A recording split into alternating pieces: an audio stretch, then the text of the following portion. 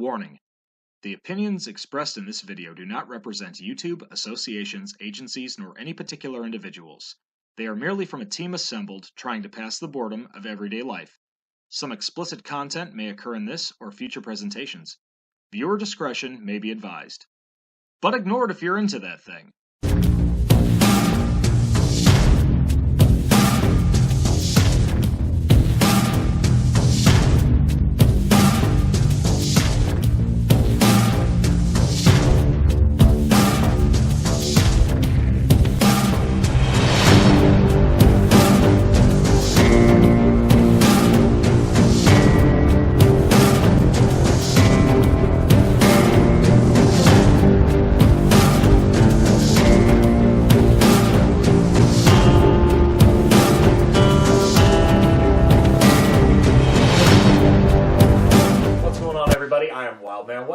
I'm your big bad wolf, Benny. And welcome to day 28 of the Wild Wolf Show. I can see the light, Wes. I can see the lights. Oh, yeah. It's not just the lights that are coming on us in our production. Phrasing. Yes, phrasing. Are we still doing phrasing? We're always doing phrasing. That's right. Well, much like a while back, we are going straight to anime. Can't go wrong. We are going to be doing the classic Dracula Sovereign of the Damned. Now, much like, I mean, we've done a lot of vampire, type videos before. Just kind of goes hand in hand with that SHOCKTOBERFEST, I guess. But, there was something about this one that just struck me and Benny as odd. I feel like we had seen this before or read something like this before, and then it dawned on Benny over here. I was watching it for the first time. Wes told me about it. I'd never seen it until I had to do the research for it. And I'm watching, I'm like, this reminds me of Marvel's Tomb of Dracula. I'm like, I wonder if it is. And then sure enough, there's characters. There's Rachel Van Helsing, obviously the great-granddaughter of Van Helsing. And then there's Frank Drake, who is the living relative, nephew actually, living great-nephew, great-great-nephew of Dracula. So I'm like, man, if this isn't Tomb of Dracula, they're just using the character's name. So finally, we finished the movie. And the first thing that pops up, based on Marvel Comics, I'm like, oh, I knew it! So I'm like, man, this storyline even still seems familiar, too. So I'm like, it's got to be Tomb of Dracula. And it was. See, I read my comics. Yeah. Yeah. So you might as well just, since it's part of a comic and you do comic book corner, since you're doing more horrific corners and comic book corners, why don't you just, we're going to give you a little extra, we're going to give you an extra taste of the comic book corner. There you go.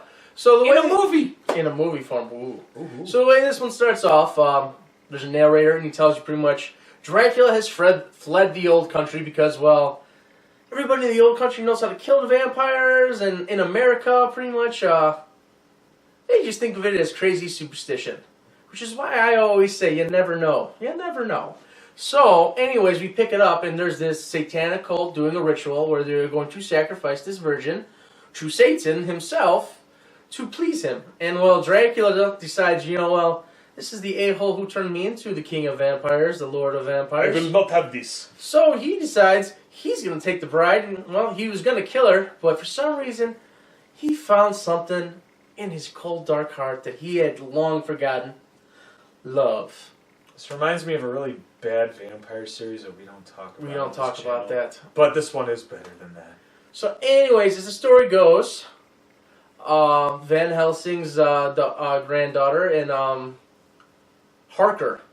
Harker from Dracula, the one, Jonathan Harker, Mina's husband. Their great-grandson or whatever, I think it is his grandson or grandnephew, one of the two. He's hunting him, and he's in a wheelchair, and they find Frank Drake, and they convince him that they have to hunt down Dracula and put an end to him. So basically what happens is Satan gets off, because Dracula stole his wife, so he sends the cult after him. Dracula has a son named Janus, and, well, he becomes an angel or something, and they fight, and Dracula dies, and stuff happens. So I guess all I can tell you is go watch it, because it's that good, and I don't want to ruin all the little details for you. And it's an 80s anime, so as always, with every 80s video that we ever do, go to your local retail store and pick yourself up a copy. Or if you're just lazy like us, just find it on YouTube. Yeah, that's what we did again. We always do that. We're not condoning it, but, Yeah. We're not promoting it, we're not denying it. We do it just like everybody else. Yep, so don't act like you're not guilty, motherfucker. So anyway, we will jump into what we liked and what we didn't like, and then of course we will give you a grade of what we assume the movie should get. So I will start off. Obviously, I love it because it's based on a comic book, so you can't go wrong with that. And it actually sticks pretty good to the source material. Yeah, I mean, that's pretty much everything I liked. I liked all the characters. The voice acting wasn't terrible. We'll get to what I want to talk about in the bad side, but for the most part, the voice acting is good. Some of the dialogue's a little corny, but remember, it's based on a comic book that was made for kids, even though it was about vampires and horror stuff. And I'll get into that as well. But back then, they didn't have the whole comic book code thing yet, so you could do that and get away with it. Oh, it's a mouthful. But otherwise, yes. Phrasing. Overall, we're still doing it. Yep, still So doing it. anyways, yes. Good story. Characters were good because they're all developed. You get to know them, you get to love them. And of course, that's always crucial to your storyline, is if you can't fall in love with the characters, you're not going to fall in love with the story. And Dracula's always kind of been a tragic villain, if that's what you want to call him. Kind of cursed to walk the land, and he has to drink the blood or he'll die. So he's always been kind of a tragic character. And then, like, in Bram Stoker's Dracula, you kind of see he's just lovesick and wants his wife back. So you kind of feel for him. Is he really a bad guy? Is he just doing this because he's compelled to? So it just makes it more interesting when you have a hero or anti-hero, I guess you'd call him in this. He fights the hero. I mean, I would say he's almost damn near a hero because, he's fighting Satan. What's more heroic than fighting Satan?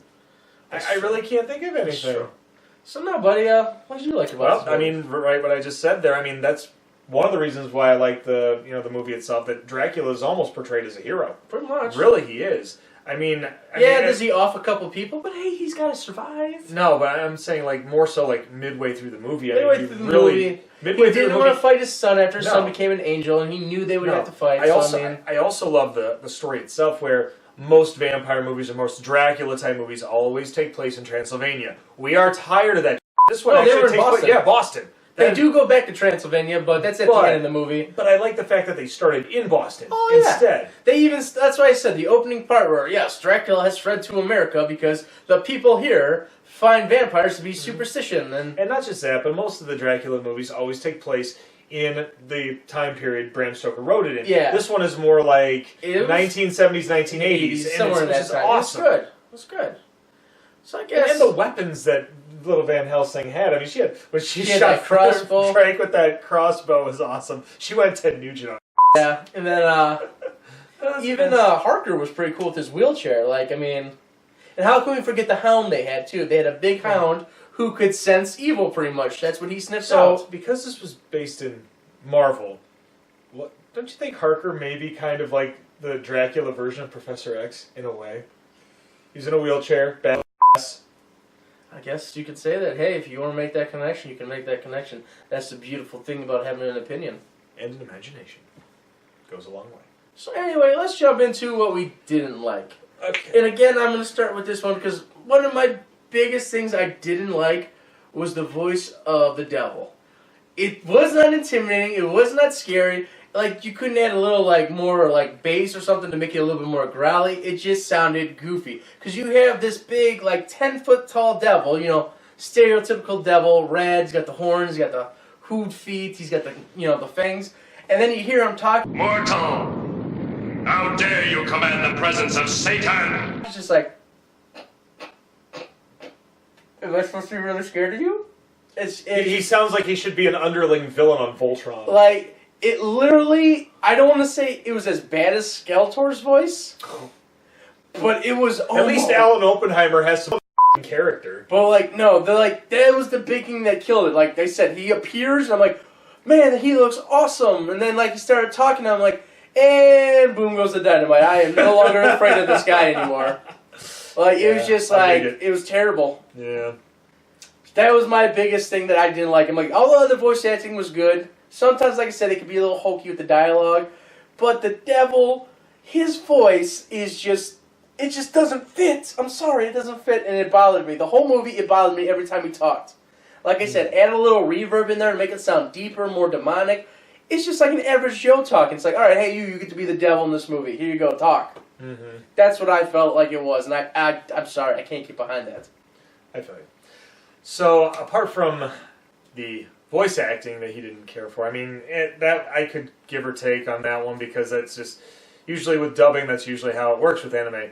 The one thing that I do have a problem with, and this goes with a lot of anime, I've been watching anime since I was knee-high to a grasshopper, it is the transition from Eastern developers to the Western developers. Now, a lot of times in the Eastern, developing for anime, they tend to go to direct source material. They are like nitpickers. They want to make sure they get everything done right. Now, when it goes over to the West Coast...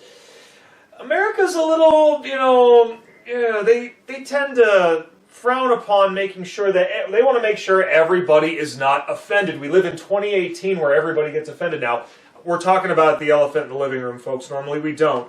But it's more so that, okay, so you got Pokemon, and most of the time they eat rice cakes on Pokemon. But they call them donuts in America because they don't want to offend anybody because of, certain backgrounds. Now, on an anime like One Piece, somebody's smoking a cigarette. No, they change it to like a candy cane or a sucker, something like that, because they don't want to condone smoking to younger viewers.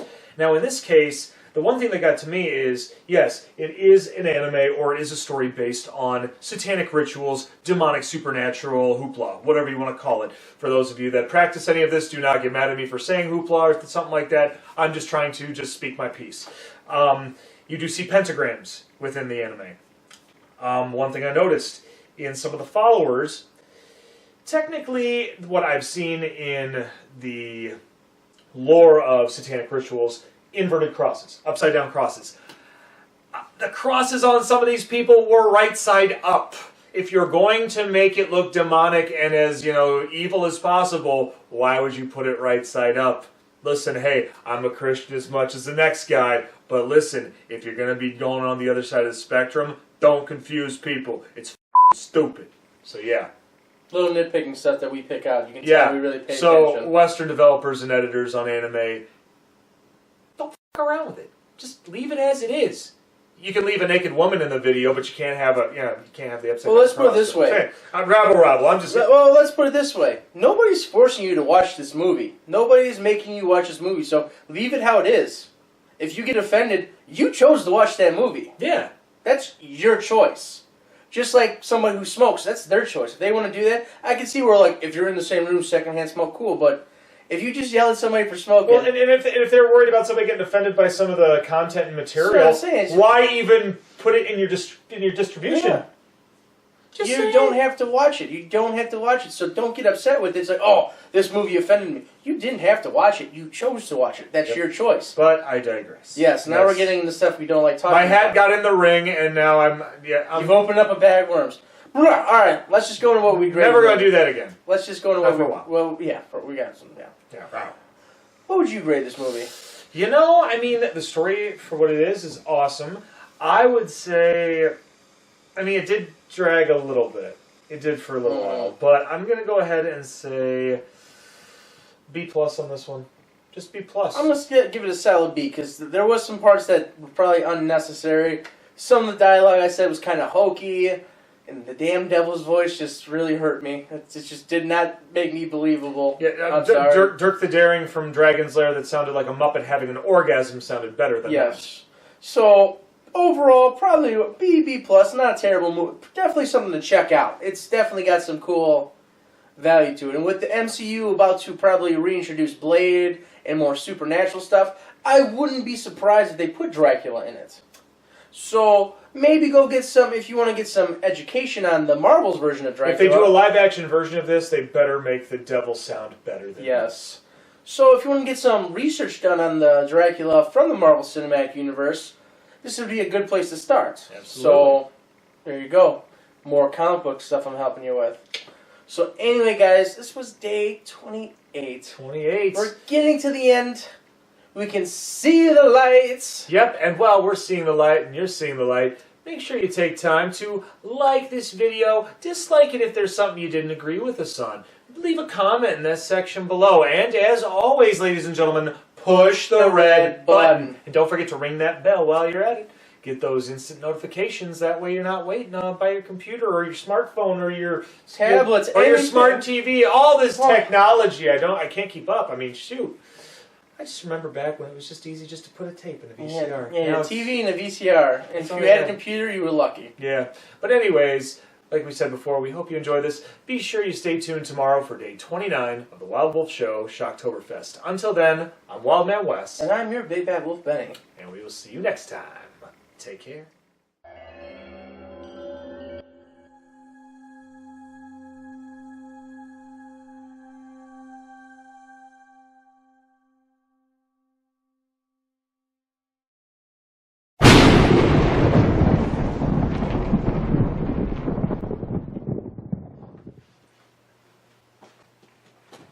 Wes, why do you have that on your nose? Dude, I just found it at Walgreens the other day, and I want to do something funny, and I just think it's hilarious. I mean, come on. I mean, it's cool you donating to Walgreens and all that, but I mean, come on, dude. Ow! Okay. I'll take it off. Take it off. Why isn't it coming off anyway? Jesus, you Christ, man. You always take the fun out of everything. Of the group, buddy. Duh. Ow! Dude, are you... Ooh, buddy. Benny, we got a problem here. Doctors? Doctors, let's go. I'm coming.